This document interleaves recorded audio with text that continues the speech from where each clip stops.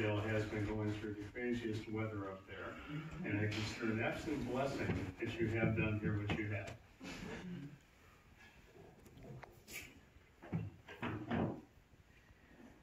Now, I was looking at things earlier today in my mind and thinking, what are we here for? And what have we chosen as souls to come here to experience? And what have we learned to share with others? You know, there was a time in my life at 11 years old that I passed over to Spirit 3 times. And I went through the tunnel of light, and I experienced being there with my grandmother and Jesus. And he explained to me why I was here. And I refer to it now as it took 3 times for them to convince me to come back. Because when I was over there, it was like, that was so beautiful and wonderful there, and the energy was amazing. And to come back and say, okay, we're going to deal with the physical world again. And I feel why we're here, and we sometimes, I think, get caught up in our physical lives and what we have going on every day, and all the important things that are in the tangible world. And I find myself floating away and being out there with Spirit more than being here at times. And I have to anchor myself and say, you know, we're here for a purpose. And what's our purpose? What's our intent? What is our intent needing to be? And as we start focusing on that a little more, certainly a meditative calmness is a doorway to that, opening up and being calmer and bring more peace in our lives, but to also bring healing. You know, we're in this clay body, and we're experiencing things in our body at times that sometimes aren't so pleasant. And we need to look at the idea of healing and how we're working in ourselves and our thought. And what are we doing with our thought process that is either bringing the harmony or the disharmony, just like we just read out of the front of the book here, the hymnal. It's like, where are we really in our thinking that's either bringing the balance of healing and the harmony energy, or is it bringing some disharmony because of how we're thinking? You know, I see people every day that I look at times and, you know, not making a judgment, but looking at it and saying, what harmony or disharmony are they choosing to live in? And I want to say in ourselves, what harmony and disharmony are we choosing to live in? Because at times we do forget things, and we get very carried away on the physical plane of some of the disruptions and the things that are going on. I look at the world around us and realize how really, to me, a little crazy things can be at times. And I look at people, and it's always bothered me. When I was 11 and I passed away 3 times and went through the tunnel of light, you know, I experienced harmony there and peacefulness there, and experiencing the idea of not having any thought or feeling of a negativity about anyone. And that was just amazing to me, to come back to the earth plane and recognize the energy and how people feel and think and act out. And you look at some of those energies and you think, but why? And I find that we're in a time right now in our lives that I feel the world around us has a little craziness going on. But it's something that we can work on things in a healing way, and that healing energy affects everybody. We're all connected, and we're all in tune in some ways. And I find that with Spirit, you know, they sometimes come to me and say, send out the thought and prayer for this person, or healing for that person. And to send out that thought and prayer, do we need to know why? I don't need to know why. I just know that it's needed, it's necessary. And to please have that thought in your own meditativeness, in your own attunement. Just when you have someone flash in your mind, let's send out that love and energy to them. It could be a stranger, it could be someone you like or don't like, it doesn't matter, to send out that energy. You know, I've had some people respond to me at times in odd ways. I met a gentleman one time that he was quite, I would term it, more negative in his attitudes about life and everything around him. And as he was around me and I'm talking to him, he finally stopped me and said, why are you talking to me? He said, I don't have people talk to me. And I said, well, you're another person like I am, and we're sharing, and we're communicating a healing energy. And he looked at me and he goes, healing? I said, yes. I said, you're talking to me, aren't you? So it's like the communications are there and we need them. You know, I walk through a doorway of a restaurant and I'll hold the door for someone, and there are people that respond so wonderfully, and it's very positive. And then you have people look at you like, what do you want? What are you doing? You know, you're holding the door for them. And I want to say, let's look at an everyday level here of what we can do to bring that harmony into the people around us, all of them. The ones that respond in a positive way, that's great, and the ones that don't respond in a positive way, that's okay too, because we're planting the seed of that healing. And I find at times, some of the people that I've had it happen where they would say, you know, they don't like someone or they just dislike your energy. And I've watched it happen, and just start sending them the energy of healing, and pretty soon they're looking at you, they're turning around and talking to you, and I've had the most, you could term, negative thinking people respond to me in the oddest manner, and they didn't know why. And I just look at it as something that, to me, it's all part of what we're here for, to share with people and touch people in ways that they may not understand or experience. Once they experience that, they're open to experiencing more, whether it's through you or someone else. And that healing energy, to me, is so important. You know, I look at things and say, what are we here for? When I had the experience of going to Spirit, I was being shown little movies of all the events in life that were coming. And for example, I was 11 when it happened, which is quite a while ago, and we had the first shuttle go up and explode. I had seen that in one of the little movie clips of what was going on and what was futuristic. And I still see things happening that are still coming. And I look at it as something that I've watched what prayer and energy does to change the things that are occurring with people. And I've seen it happen in such an in-depth way that it even amazes me at times how many people can really shift and change. I've seen people like I travel and we come down to Florida and visit Florida and spend time here. And you don't see someone for a year or so and then you see them again. The energy of healing, I find, is pretty amazing how people will shift thinking. I have a couple of people I've met where over a period of time now, they've gone from what would be a very physical bound person in the physical world to now, I want to understand my dreams, I want to remember my dreams and what do they mean. I'll get a phone call now and then and say, well, I dreamt this, what does this mean?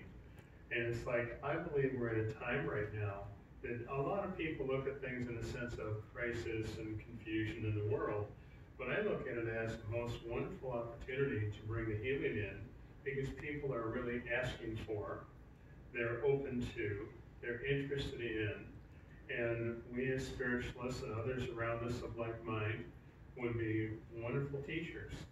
And to be able to impart that and share that, to me, is not only important, but very meaningful. And to work with the idea of bringing the healing in whatever way.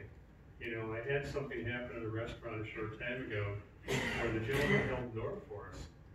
And I thanked him, and I put my hand on his shoulder, and I felt this healing energy.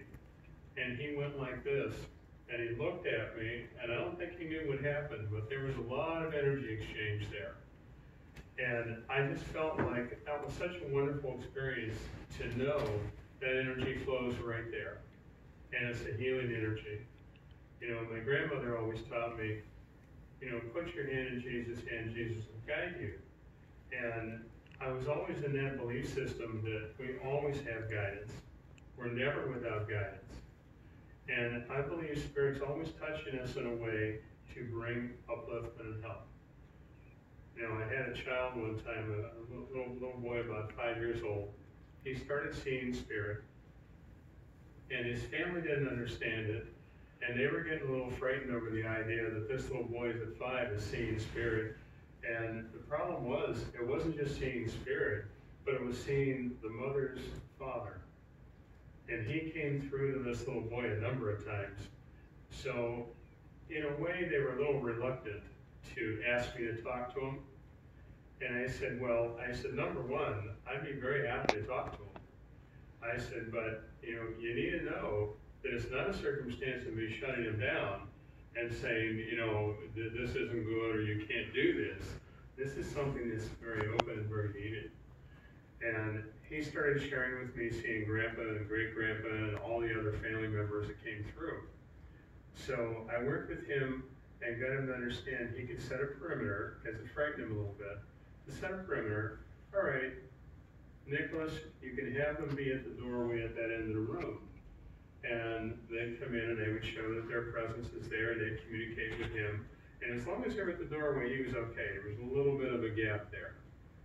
And the mother finally called me one night, about 11 o'clock, and she said, I don't know what to do with him. He came out of the bedroom and said to me, there's a whole lot more people in the other bedroom. And the mother walked back and naturally didn't see anything. And the little boy's naming the people off because they're telling them the names. And I talked to her and I said, no, got her calmed down. I said, no. I said, get Nicholas. I said, I'll talk to Nicholas. So I made it a fun thing that it's like, you mean you got to meet your great-grandfather? Isn't that wonderful? And it brought it into a positive space of understanding and brought it into a healing energy.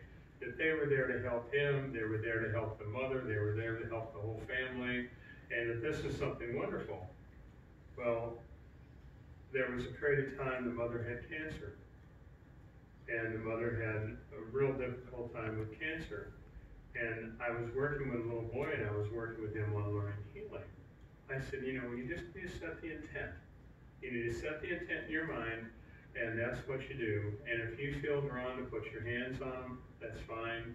And now mind you, he's 5 years old. He soaked it up like a sponge. And it was really amazing how much he worked with. So the mother, when she got back from the surgery, she couldn't lay down. And she was sitting up in a rocking chair. And her husband took and tilted the chair back and put some books underneath the front of it to make sure she could lay back and try to go to sleep. He came out with his sleeping bag in the living room and put his hand on her foot. She woke up and she said, his hand was so hot I thought I was getting burnt. And he took his hand off and there was a fingerprints and hand mark on her foot, red.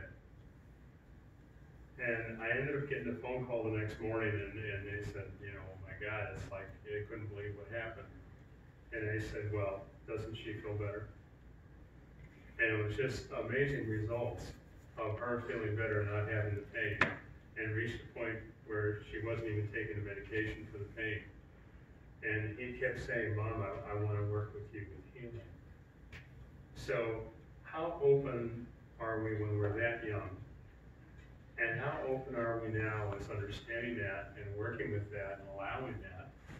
And let's go back to having that childhood belief and that childhood trust of allowing ourselves to do it and not question it. I look at healing as something I don't question. I put forth the intent and thought. I don't worry about what's happening or how much is happening or how little is happening or how it feels. Just set that intent and thought and allow the energy to be there. And as that starts flowing, I find it's quite amazing the changes that occur.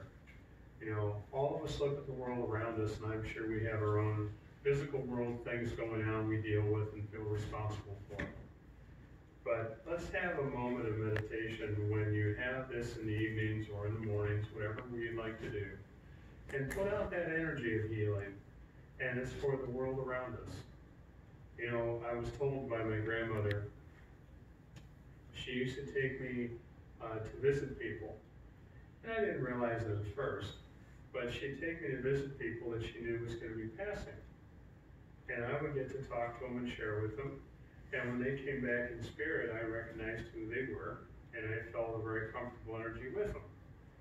And she told me one time, she says, remember something, when you're praying for someone, she said, you always pray that they're healed here or hereafter.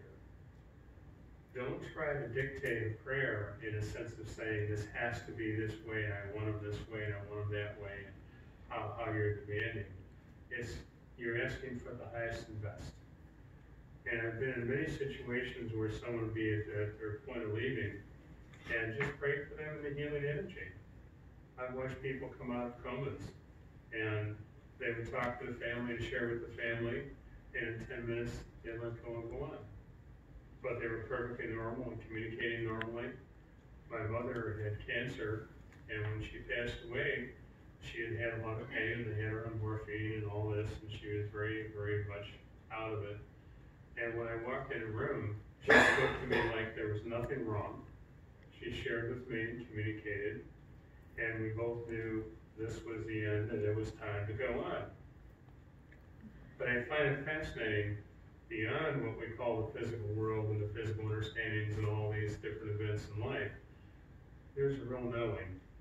I've watched people that have worked with healing have wonderful experiences. One lady said to me one time, she said, you know, the angels are coming to get me Friday. And she was in a nursing home. She said, they're coming to get me Friday. She said, they told me that before breakfast, they're going to come. And they did. And she talked to the nurses and said to the nurses, don't bring me breakfast. She says, I'm not going to eat breakfast. She says, the angels are coming to get me. And I had to laugh as I was walking out of the nursing home. I get stopped at the different desks where the nurses are, and they're going, how long have you known her? She has this belief, and it's like it's so strong. And she said, she's leaving Friday. And I said, she will.